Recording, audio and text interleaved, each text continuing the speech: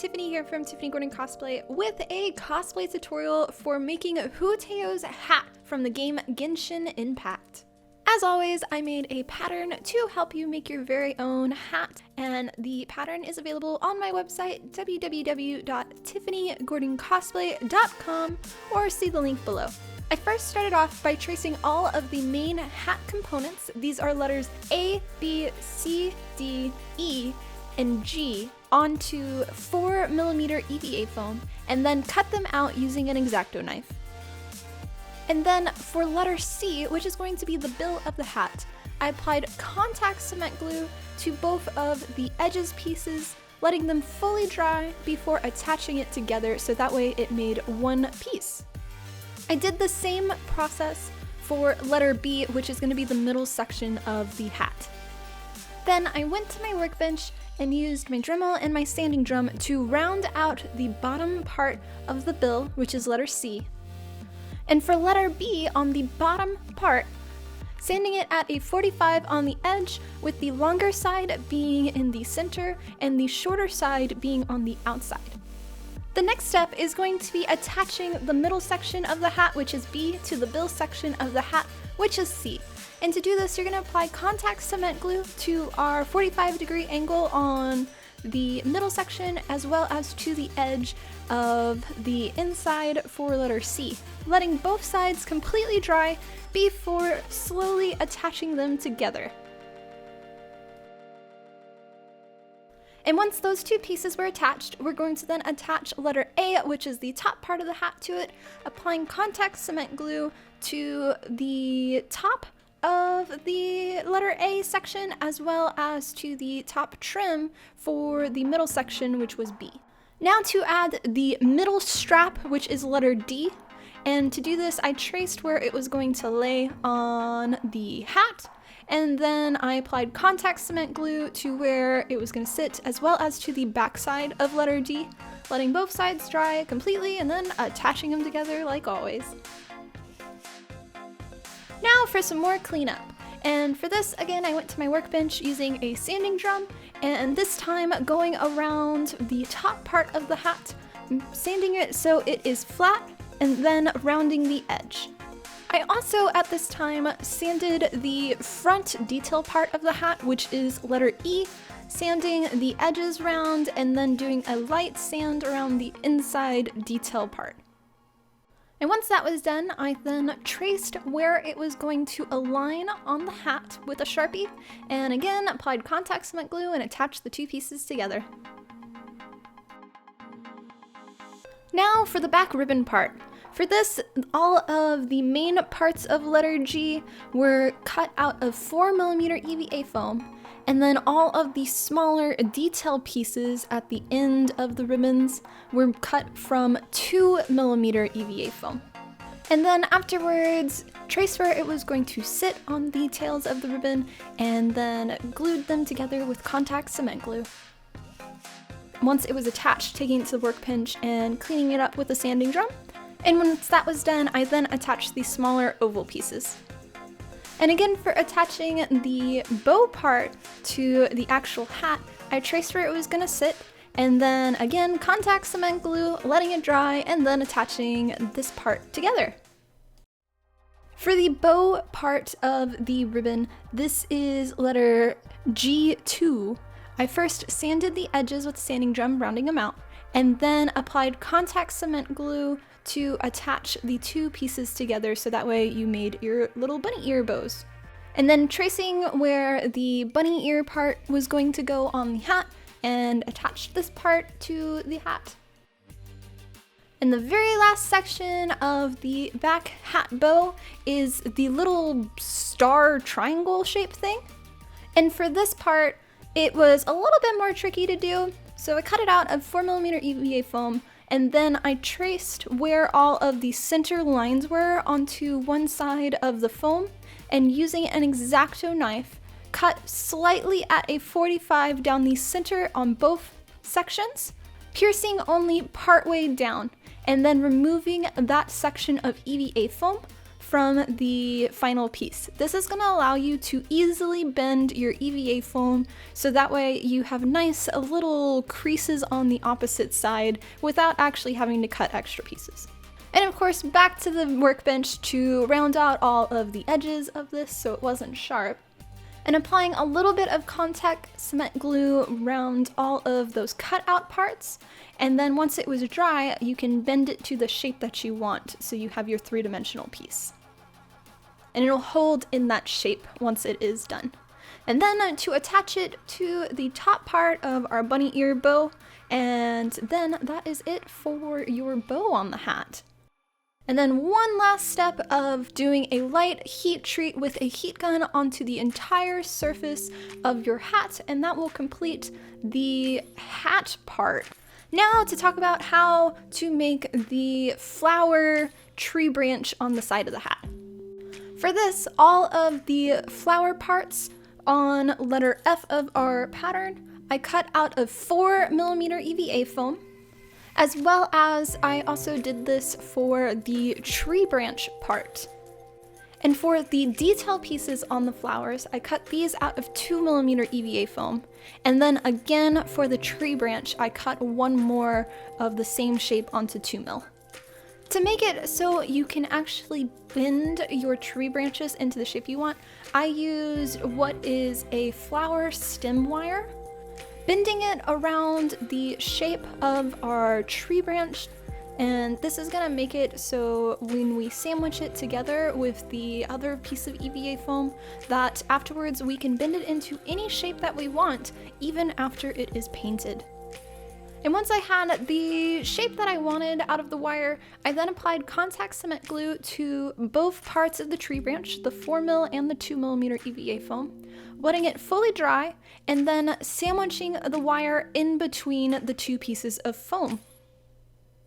Side note, when I made the wire pieces, I did make them so the ends would stick past where the tree branch pattern ended. This is gonna be where we're gonna connect our buds to. And next I went to my workbench and I rounded all of these pieces out so it wasn't straight up and down and it looked more natural like an actual tree branch.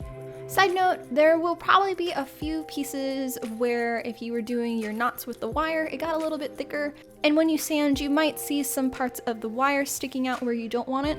Don't worry, because we'll fix that later. I also, at this time, rounded all of our flower edges too, so they weren't sharp.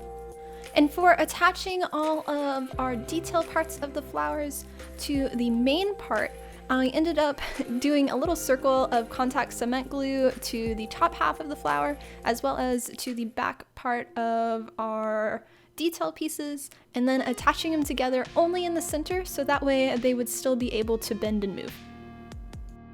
I then, with the help of the pattern, figured out the placement of where all of the flowers were gonna go on our tree branch, and kind of traced them so I knew which parts aligned to which, and then attached them with contact cement glue. After they were all attached, I did a very light heat treat with the heat gun again. And then time to get out your foam clay. And we're gonna be using the foam clay to make all of the little floral buds at the end of the pieces, as well as to fill any of the exposed wire that came through the edges.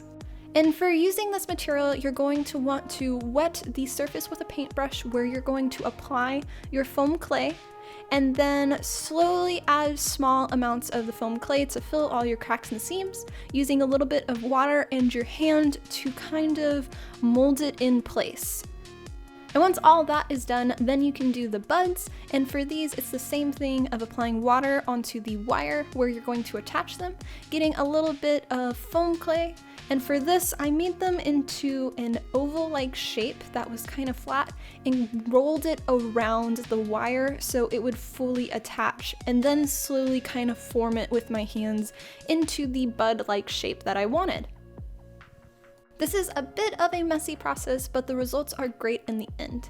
And once you are done, you will want to wait a full 24 hours for the foam clay to fully dry.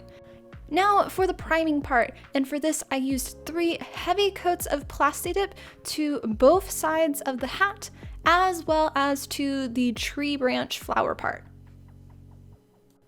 And the next step is painting. And as always, our paint is provided by Createx Colors airbrush paint line. I highly recommend it. They are one of my absolute favorite airbrush painting companies, so check them out. And the first color we're going to be using is the Createx Colors Wicked Opaque line, using their white color onto the hat's two detail pieces, the front part as well as to the star on the back. Once that coat was dry, we then used the Pearl Copper color, applying it to all of the white surfaces. And then for shadowing, went back in with a mix of the Pearl Copper and the Opaque Black to do all of the little shadows around all the detail parts. And one more time back with Pearl Copper, just add a tiny bit more highlights. Once all of these sections were dry, you then want to mask them off with masking tape. And then you're good for painting the rest of the hat, which I used the Opaque Black onto both the top part of the hat as well as to the inside. And once that was fully dry, you could remove your masked off areas. And then the very last part for doing any type of detail painting is going around any of the edges, doing some touch-up paint by hand with the Opaque Black, as well as I then went in and did the black section on the inside of your front hat detail part. And now to talk about painting the flower tree branch part. For this, I did a base coat of the Opaque Black onto the entire part, and then we're going to go back with a Pyrrole Red onto all of your flower and flower bud parts.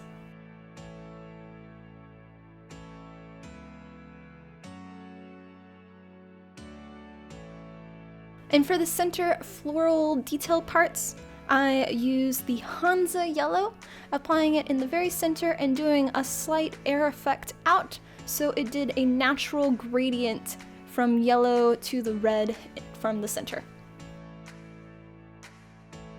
And to make sure that it fully was covered and really popped, I went back by hand painting all of the yellow center detail part.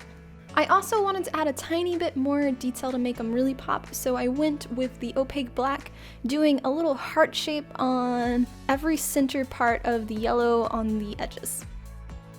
And once all of that paint was dry, I then masked off all of the red flower parts. And for this color, I did a mix of Deoxide Purple, Hansa Yellow, as well as the Crimson color to get a slight variation of the brown throughout the tree branches. Once all of your paint is dry, you can remove the masking tape, and then it's time to seal both the flower part and the hat part. And to do this, I used Createx Colors UVLS Satin Clear, applying this by hand with a paintbrush onto all surface parts. Side note, you can also use an airbrush gun, but I prefer to do it by hand. Now to start assembling pieces. And there is a small little detail part on the hat, which is a blue tassel. And for this, I went to Hobby Lobby and got a tassel for a pillow and cut one section of it. For this, I then applied contact cement glue onto the hat where it was going to attach, as well as to the back of the tassel part. And then when both pieces were dry, attached them together so it laid on the hat. And then the very last piece to attach is your flower tree branch part. Again, figuring out where you wanted it to sit so it covered the ribbon, applying contact cement glue, and then attaching it together. And once it's attached, you then can bend your branches to any shape that you want. And dun da da dun, your Huteo hat is done. Thank you guys so much for watching this cosplay tutorial on Huteo's hat from the game Genshin Impact. I hope you found this video helpful for your next cosplay project, and if so, press the like button on this video, subscribe to our channel, and let me know what you thought in the comments. Also, a big thank you to my Patreon supporters who helped fund this video, and I will see you for our next cosplay tutorial. Much love, guys! Mwah!